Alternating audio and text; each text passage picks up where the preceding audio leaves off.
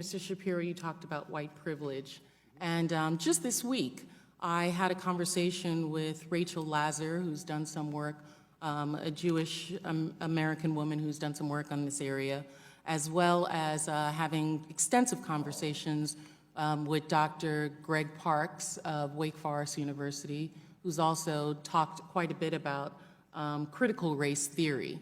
And it's my understanding that white privilege is not telling individuals that they cannot speak, but it is a term for societal privilege that individuals have as a benefit of their white skin.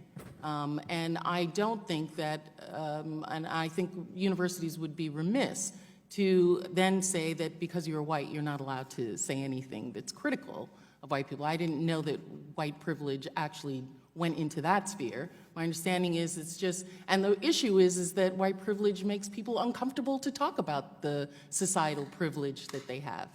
Well, to me, what I say on campuses all the time is if you want to cite instances of racism that we can all find and fight together, that's something that I'm more than willing to stand next to you and fight, because that's obviously stuff that we should fight together. But when you just say that there is a white privilege out there in the ether and that by dint of birth your skin color generates for you an advantage, what you're really saying to people is that your view is less valuable because you have not experienced what I've experienced. And that is an identity argument, that's a character argument, that's not a rational political argument that can actually be taken on in any way. It's more of a cudgel and a club than it is an attempt to open a discussion. Well, I think it's a demonstrable evidence that through society's demographics that being white has societal privileges that being black does not. But we can talk about how that manifests, because that's I'm also interested in what you just said now, is that you would stand next to anyone who has this.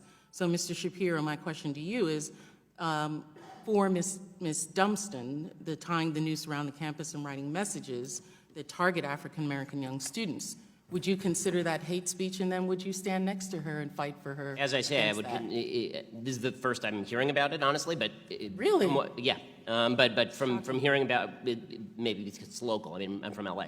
But in any case, I'm more than happy to stand alongside her and fight whatever group was responsible for this. Not only more than happy. I mean, you're talking about the alt-right. Again, I was the #1 target of anti-Semitic harassment from the alt-right last year. So I'm more than happy to do all that. And I think there's one more distinction that has to be made. When we talk about cases like Taylor's, they're horrific, and the administration is siding with Taylor. Okay, the administration is doing the right thing by Taylor, or trying to do the right thing by Taylor, as they should be.